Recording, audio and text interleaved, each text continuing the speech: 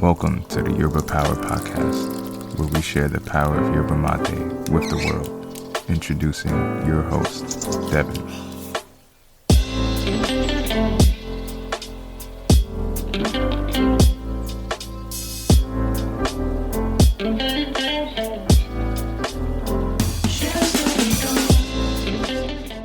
Happy Friday, y'all, or whatever day you're listening to this podcast. I hope you're well. Thank you for joining me. I have another yerba review just for you. This one is called El Hachero. That means something along the lines of the axe man, or maybe lumberjack, I guess, in English, but a person that uses an axe. El hache is an axe in English. I first came across this yerba, believe it or not, on Instagram. I saw a posting about it and the packaging on it caught my attention, and also that it was something I had never heard of. So I decided to give it a try, ordered it off of Pampa Direct, and let's start with the methodology that I've been doing lately is starting from the outside in. So the packaging, what's on it, smell, taste, notes, and then we'll get into that. So starting with the packaging, it is what I call the brown paper bag packaging. The important note on that is that it's not just any brown paper bag. It is an economic, I guess, or environmentally friendly packaging that's recyclable. And it says here on Spanish on the side of it that this doesn't contain any plastics and allows it to be more friendly and environmentally friendly.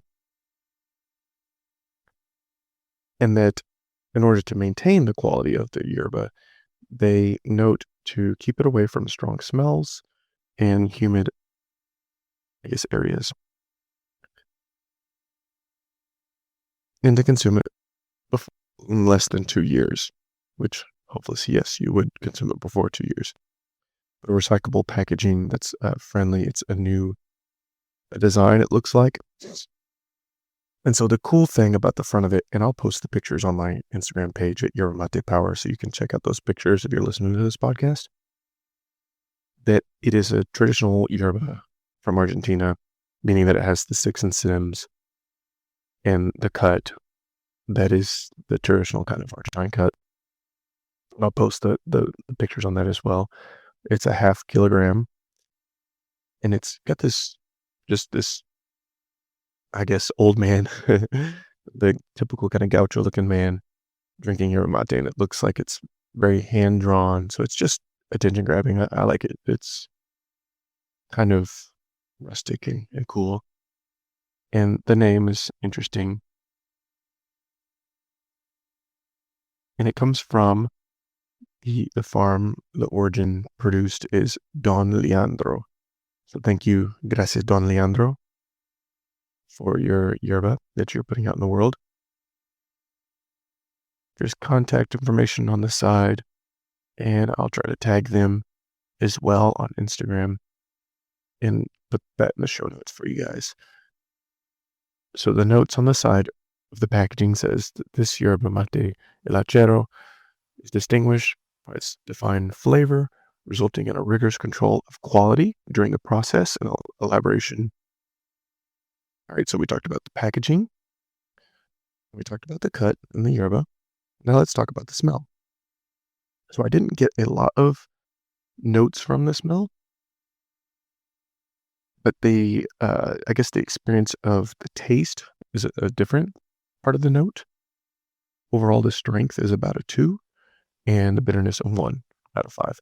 So it's a lighter in the bitterness and strength, but the flavors is the interesting part, like the taste of it. That's important to note in the sense that it's not a powerful flavoring, but there's a complexity to it. I drank this in my Calmate gourd. If you guys aren't aware of Calmate, they were on episode 10. They produce some really nice gourds. I have this stainless steel, like wooden design looking one that I like, and I drink the yerba first testing it in that gourd. So this was a fun experience because it has a strong taste, meaning lots of complexity in the taste, but not a strong flavor. In that it's very forward. So you taste it right as soon as you taste it, like very forward on the front of your mouth, kind of what I'm trying to describe. But it's light and not at all deep bitterness, a heavy complexity on the flavors.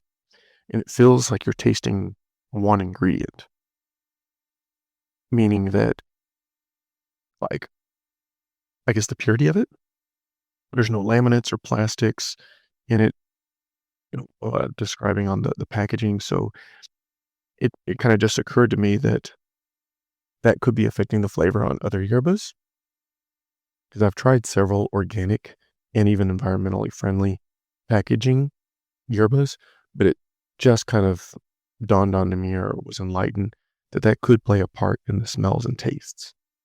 The packaging even suggests, to keep it away from the strong smells and humidity because not to affect the quality of the yerba. So, Don Leandro, I just want to tell you you're onto something. So, thank you for this. I got a bright lemon green tea flavor. At first, it was more lemony. My wife said it was more of like green tea. She tried it.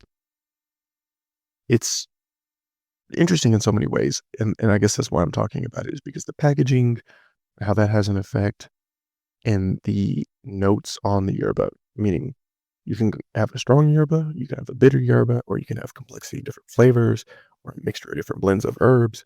So many cool things about yerba mate that even though it's the same leaf from the tree, it can have so many different effects. So I hope you guys get a chance to check this out and enjoy it. Shout out to Don Leandro and El Hachero Yerba. And I forgot to mention this comes from Misiones, Argentina, where a lot of great yerbas are from, and hope to be there one day. Thank you for listening to this yerba review, and let me know if there's other ones that you'd like me to do.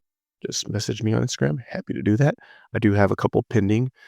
Mark sent me several. So, Mark, if you're listening, don't worry. I'll get to them. uh, and don't forget to subscribe if you're not already following the show so you don't miss out on the next one or the next yerba reviews. Thank you guys and have a wonderful day or weekend or wherever you're at. Cheers.